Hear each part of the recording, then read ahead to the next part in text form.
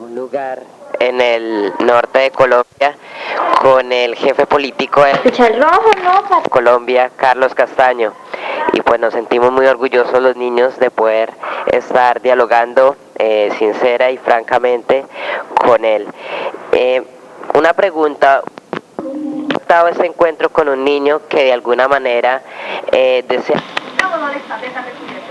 niños que no tienen voz y que sufren los estragos de la guerra? ¿Por qué aceptó este diálogo sincero, franco con un niño? Yo adoro los niños, siempre he querido niños y siempre he sido convencido que el futuro está en los niños.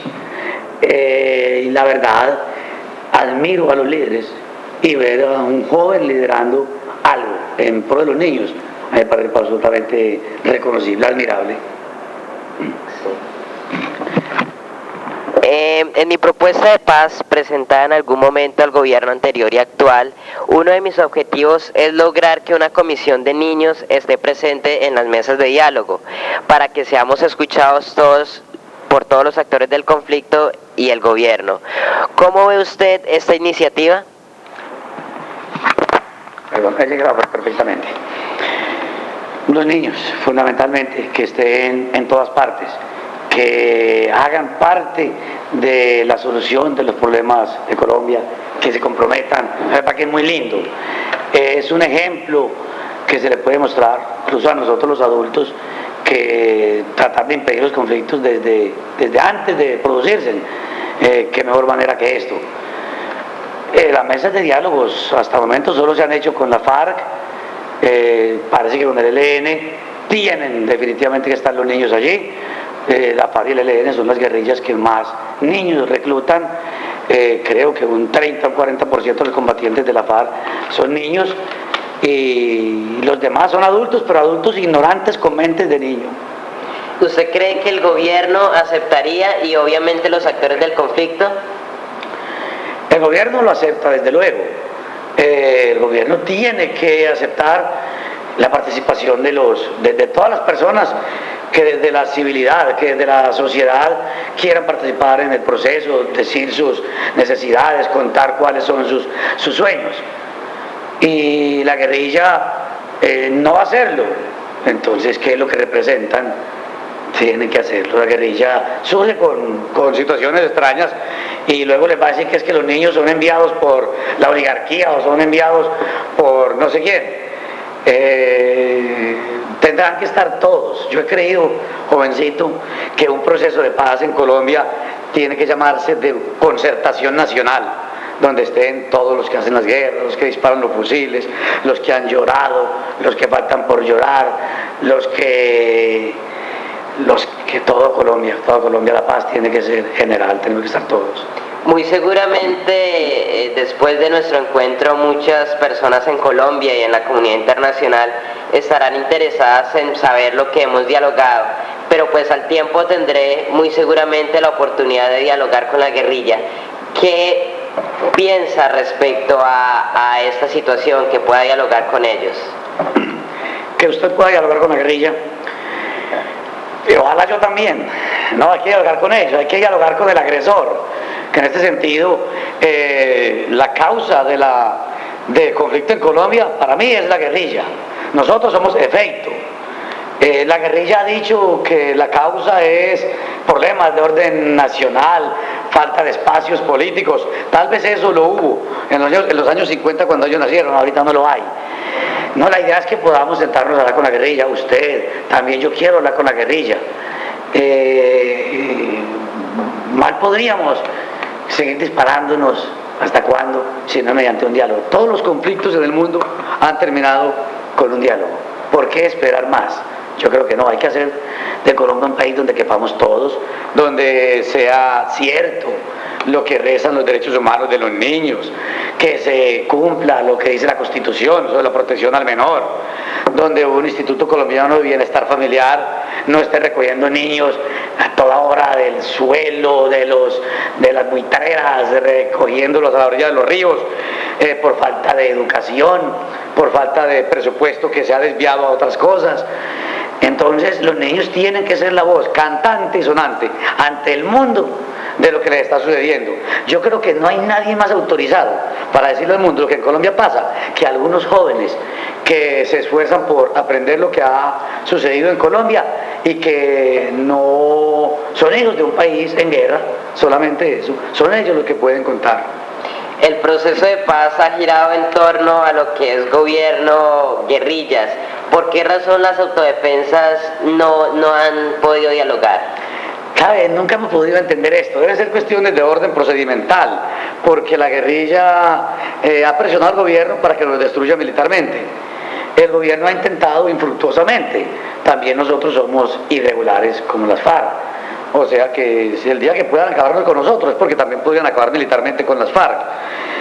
Nosotros sabremos esperar con paciencia el momento oportuno para participar en un gran evento de transformaciones sociales, donde construiremos una Colombia con un nuevo modelo de Estado donde quepamos todos, una Colombia civilizada, una Colombia en paz, no entendida la paz solamente como la ausencia de la guerra, sino como la ausencia del hambre, como la ausencia de la corrupción, como la ausencia del narcotráfico y su aparato militar criminal, con la ausencia de autodefensa armada, al no existir guerrilla opresora armada, una Colombia ajustada al nuevo orden mundial, de la globalización, articulada a los países consumidores y suministradores de materia prima para el desarrollo de nuestras pequeñas industrias, una Colombia donde exista verdaderamente la libertad de expresión, donde cada quien pueda hablar y decir lo que quiere, no lo maten, donde los locos se puedan lanzar al Congreso y si llegan, pues bienvenidos, donde no exista la extrema izquierda ni la extrema derecha, existe solamente el solo centro y uno pueda caminar a la derecha y a la izquierda. Sueño con una Colombia donde los hijos sepulten a sus padres viejitos, no donde los padres sepulten a sus hijos. ¿Cree usted que la paz es tan buen negocio como la guerra? La guerra es el mejor negocio para los que la hacen y el peor para los que la padecen.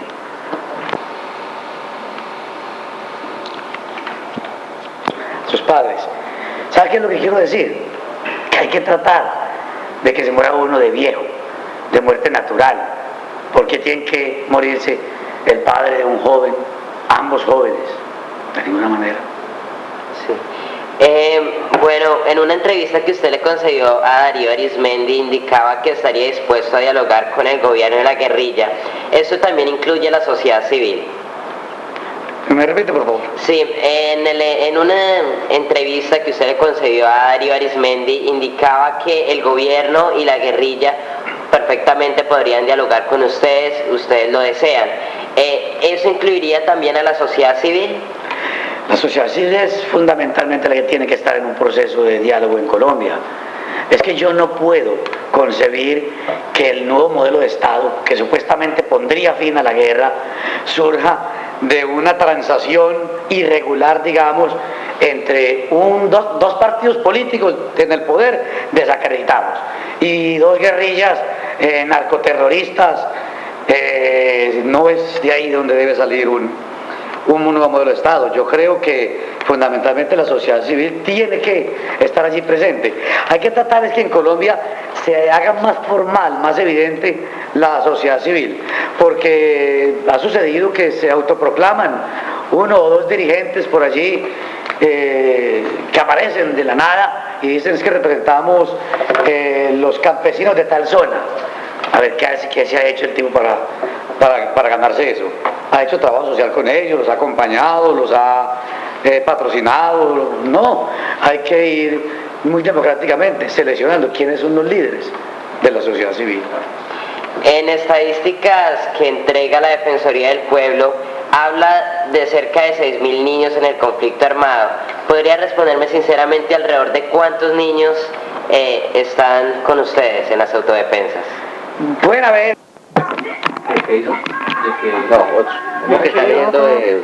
algunos de ellos son hijos de comandantes, algunos de ellos son familiares con algún vínculo de casi siempre primero o segundo grado de consanguinidad. Ninguno de ellos va a la guerra, ninguno de ellos sabe siquiera disparar una arma.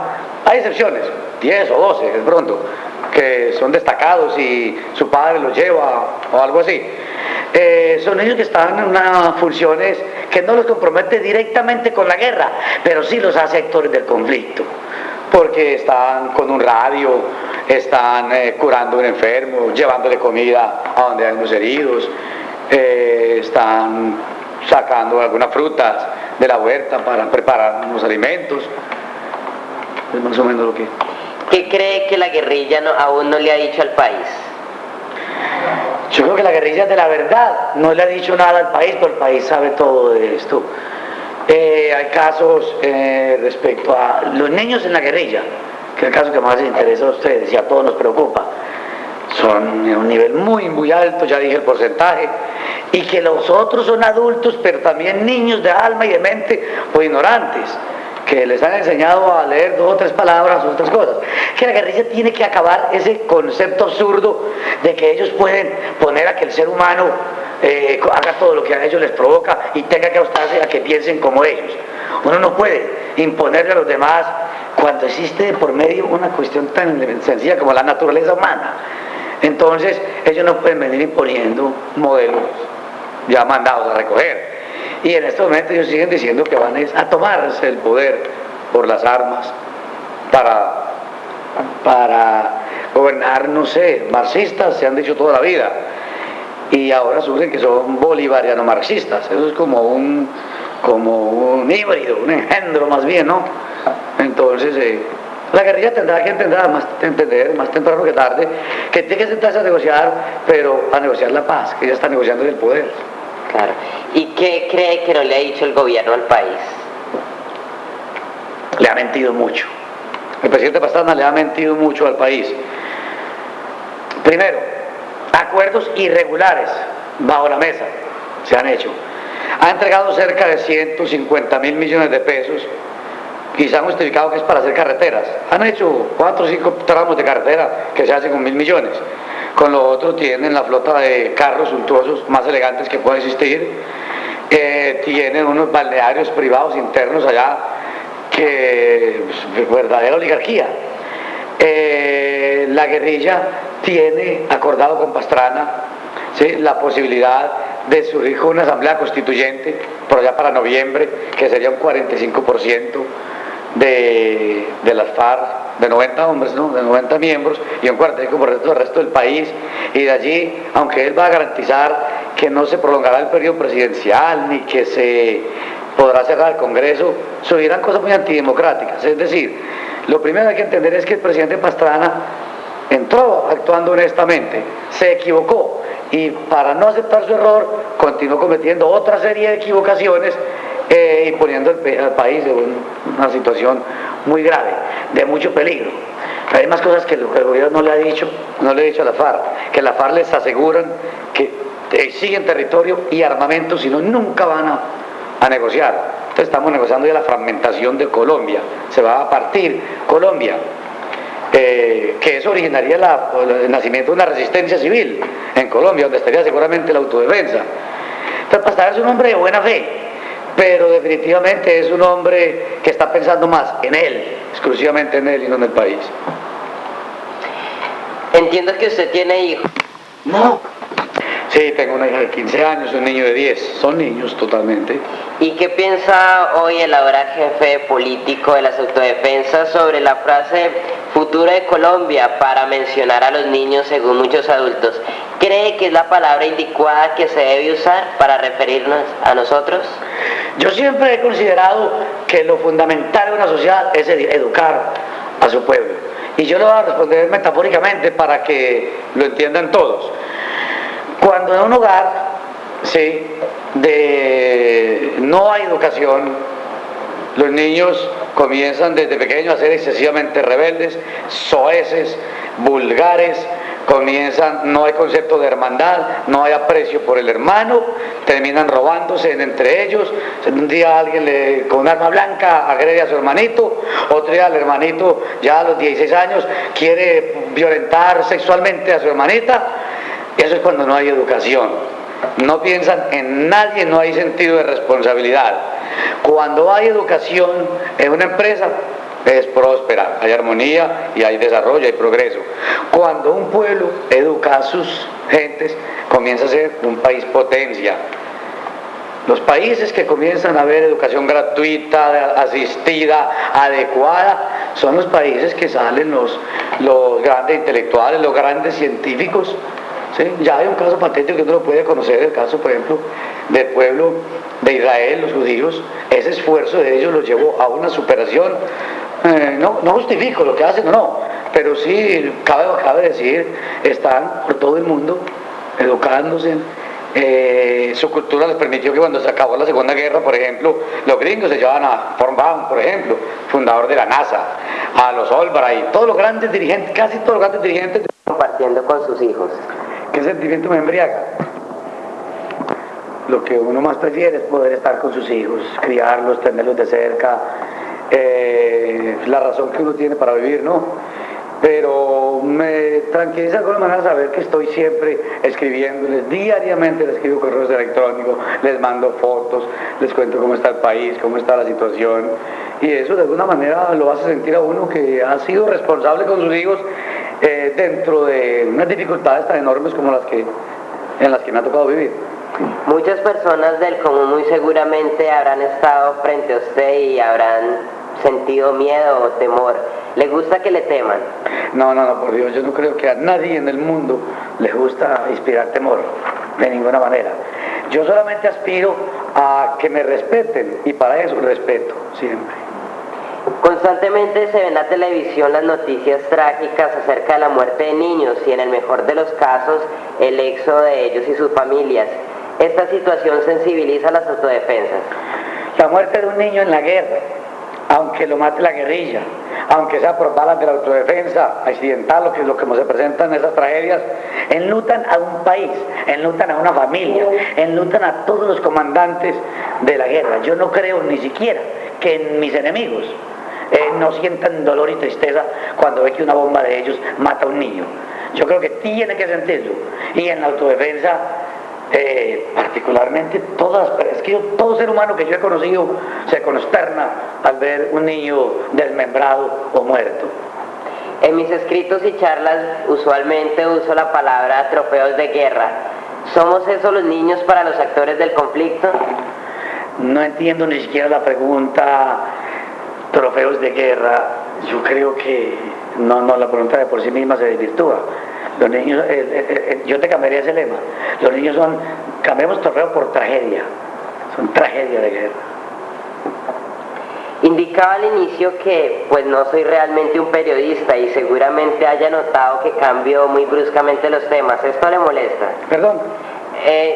Indicaba que pues al principio no soy un periodista, simplemente soy un niño y muy seguramente habrá notado que cambio muy bruscamente los temas. ¿Le molesta? No, de ninguna manera. Incluso no lo considero entrevista, lo considero una charla en la cual usted hace su grabación, la estudia y como te digo, la metes al limbo, después ves que sacas de ahí para provecho y para no. Hay que aprender cómo piensa toda la gente y hay que escuchar y recibir con beneficio de inventario todo lo que a uno le dicen. ¿Hoy qué piensa del Plan Colombia? Yo sigo convencido de la importancia del Plan Colombia. Soy un defensor del Plan Colombia en todos los aspectos. Hay una partida importante social, para inversión social, por parte de Estados Unidos y por parte de la Unión Europea. Con esas partidas, desde que haya un manejo adecuado, se puede llevar el Estado en salud, educación, en esos servicios básicos, a muchas regiones aisladas donde el Estado no estaba presente, dice la guerrilla. Yo digo que el Estado no está porque la guerrilla no ha dejado que esté, la guerrilla ha sacado al Estado. Entonces, en ese sentido, eso es muy importante. Y en el sentido de la confrontación militar, está claro que las FARC siguen diciendo que se van a tomar el poder por las armas. Entonces las Fuerzas Armadas y el gobierno tienen que prepararse, tienen que capacitarse con ayuda internacional para enfrentarlas también. ¿Qué piensa de los políticos y el presidente? La política, caramba, hablar de política es muchas cosas. Concepto para mí, política es cuando se pueda vivir en paz, es la capacidad que se adquiere para gobernar, para vivir, para dejar vivir, para ordenar, para que haya autoridad. Los políticos ya es otra cosa. Hay muy altos índices de corrupción en la política en Colombia. No quiero decir que no haya políticos honestos, hay grandes hombres de leyes y grandes políticos aún en Colombia. Unos están en la esfera, otros están por fuera, pero les llegará el momento. Yo creo que al interior de la academia y el intelecto hay muchos grandes colombianos que podrían ser buenos políticos. Y del gobierno creo que ha intentado hacer lo mejor posible desde que inició, se equivocó, está dando tumbos y ahora está preparando para que pasar un año más, entregarle ese gobierno haciendo un empalme no muy traumático al que a ellos les convenga, que sostenga el proceso mentiroso de negociación con la guerrilla. Entonces pienso que la pregunta es muy genérica, hay un poco de todo. Los adultos hablan de paz como una meta para evitar más sangre en el país. ¿Cree que con el solo hecho de erradicar el conflicto armado se sobrepondrá el país? No, apagando los fusiles no se apaga la guerra inmediatamente. Aquí hay que apagar es el hambre, hay que apagar completamente es decir, las necesidades sociales, la insatisfacción que hay y el olvido que se tiene a grandes franjas de colombianos. La guerrilla dice que lucha por eso, también yo lucho por eso. Si la guerrilla luchara por acabar la pobreza en Colombia, pues lo primero que tendría que mirar ella es que la que más ha llevado ruina y miseria a los campos y ciudades colombianas es la guerrilla. Y yo digo esto no para hacer apología, ni guerra política, ni nada, no para que entiendan mi pensamiento. Sí, hay que revisar esto de que si la guerra existe porque hay pobreza, o la pobreza existe porque hay guerra. Yo me inclino por lo segundo. Si en Colombia los cientos de millones de dólares que anualmente las FARC dedican a la guerra, los decenas de millones de dólares que las autodefensas dedican a la guerra, el presupuesto nacional que hay para la guerra y para la seguridad, se pudiera destinar a inversión social y que entonces si acabase la guerra y pudiera regresar la inversión extranjera con una seguridad aquí, los capitales que se han fugado, ese día Colombia sería un país competitivo económicamente dentro del nuevo orden mundial. ¿Qué piensa de los niños que trabajan sobre la construcción de la paz y la tolerancia? Primero los admiro. Entiendo que desde ahí es donde deben comenzar a comprometerse los niños para la paz y no para la guerra. Qué bueno que esa campaña de los niños simplemente comenzara a extenderse bajo un lema que fuese algo así como niños para la paz, no para la guerra. O algo que les impidiese llegar a ser absorbidos por los grupos armados. ¿Y de qué mejor manera que asistiéndolos? Si hubiese educación, asistencia en salud para todos estos niños, los niños no buscarían irse para el monte. Es decir, en algunos casos los niños están en la guerra como un modus vivendi también, que no tienen nada más que hacer. Ya ese problema es global de Colombia. ¿Duerme tranquilo con lo que le indica su conciencia? Sí, a Dios gracias. Yo vivo en paz con Dios, sereno con mi alma. ¿Por qué razón? Primero, nunca he ordenado la muerte de un inocente. Siempre que hubo que determinar órdenes que mi cargo implicaran, donde morían personas, traté de que cayeran los menos posibles dentro de todos los culpables que habían. Siempre he tratado de que la guerra no se vaya a extremos. Nunca, a mí me queda una satisfacción muy importante, es que yo no empecé esta guerra y que no he utilizado nada nuevo ni distinto como método de los que utiliza la guerrilla para atacarme. Entonces, más bien habría que enfocarlo es si vivo satisfecho, si vivo feliz. Repito, no puede ser feliz un hombre que estuvo al frente de un ejército y ahora trata de manejar de la conducción política que originó tantísimas muertes, porque uno dice, bueno, salvé muchas vidas porque las iba a matar. Entonces yo, no, caramba, ¿por qué no se tuvo mejor amarrado durante muchos años? Pero un día pasó eso, por ejemplo, y tuve unos amarrados, prisioneros de unas celdas, secuestraron una cantidad de niños, la guerrilla presionó a los padres vinieron aquí, me tocó soltarlos para que soltaran los niños. Entonces dije, no se puede hacer un macabro trueque de vidas humanas. Entonces me mantiene triste es saber que conflictos de esta índole perduran en el tiempo, se prolongan por unas mentes digo yo, irracionales, y si no son irracionales, lo que son es muy envenenadas, muy mezquinas, de mantener una guerra. La única que se mantiene empeñada en mantener esa guerra es la guerrilla. ¿Quién es Carlos Castaño como persona? Persona común y corriente, que siente miedo, que hace casi todo lo que hace una persona que vive en el campo y en la selva, que no puede salir a la ciudad, pero que me gusta la pesquería, me gusta cantar, digo poesías, me gusta montar a caballo, me gusta salir un día a hacer paseo de fiambres, estudio, trabajo en el internet. Si hay que definirlo de alguna manera, sería un colombiano, hijo de la violencia, que vive en la mitad de la guerra, luchando desde que se conoce por la paz. Y como jefe político de las autodefensas. Autoridad. Autoridad. ¿Quién es o quién fue Carlos Castaño como combatiente? Inicialmente fui el osado. O sea, mientras fui ignorante, fui un gran combatiente. Cuando comencé a educarme, fui un gran estratega militar. Sí, alcancé a ser un buen táctico y estratega y conductor de un ejército irregular. ¿Es hincha de algún equipo en Colombia? Nacional, fundamentalmente. ¿Qué es lo que más lee? Caramba, leer, delicioso. Tengo uno y se lo voy a regalar. ¿Por qué razón? Lo terminé de leer anoche a las 10. Y normalmente, cada que termino de leer un libro, se lo regalo a la persona que me llega inmediatamente después. Le voy a regalar un libro que titula, es bien interesante, es de Mikhail Bulgakov. Es un escritor del siglo pasado ruso. En plena guerra escribió este libro que se llama Corazón de Perro. Es una manera muy metafórica que te ayuda a entender, o sea, cómo hay personas que creen que pueden imponerle a la sociedad, a su antojo, todas las normatividades, el reglamento que quiera, ¿sí? Desconociendo la naturaleza humana. Entonces se estrella con esa cuestión. Bien interesante.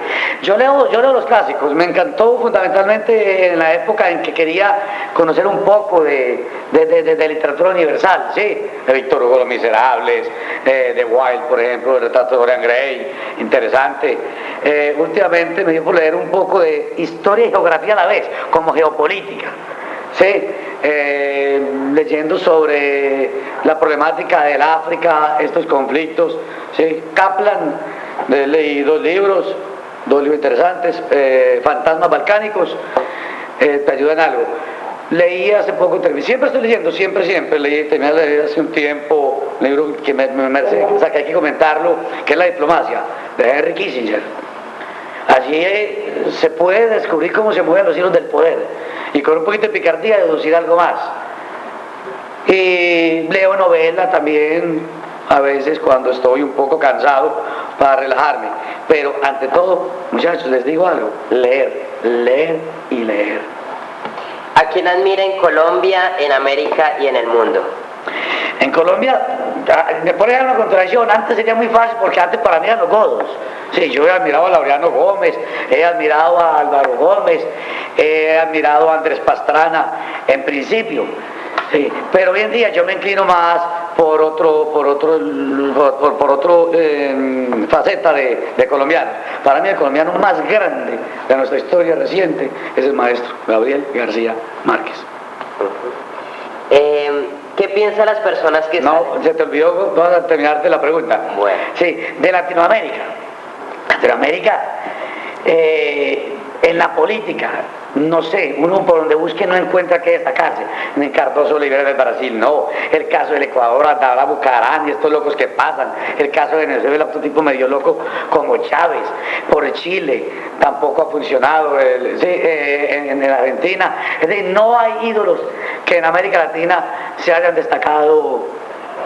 Actualmente no creo que haya, pero en literatura, por ejemplo, en arte, sí.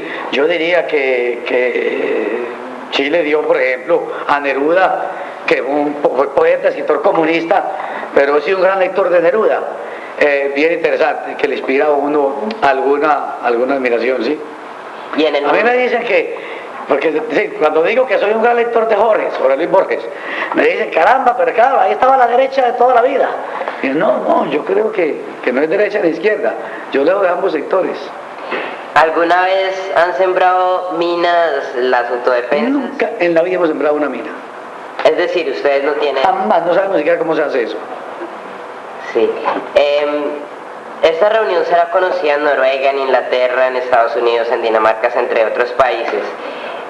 ¿Le ve positiva en el aspecto político las autodefensas, en lo personal de Carlos Castaño o en alguna situación? No, esto es exclusivamente positivo para usted. Y lo que sea positivo para usted es positivo para los jóvenes colombianos. Así es que de ahí para allá no debe tener ninguna aplicación más lo que he dicho hoy. ¿Estaría en condiciones de aceptar una nueva reunión con una comisión de niños? Sí, claro, yo mantengo muchísimo trabajo, ustedes lo comprenden, pero en la medida que me tengan un poco de paciencia y se pueda, claro que recibo a los niños. ¿Cuál es su hobby preferido? ¿Qué le falta al actual proceso de paz? Me estaba acordando por el hobby, sí. Yo practico muchos deportes, sí, fútbol, natación, pero hobby, yo lo asocio más con la lectura, porque creo que lo hago para descansar. Yo leo para descansar. ¿Y qué cree que le falte al proceso de paz? Que comience.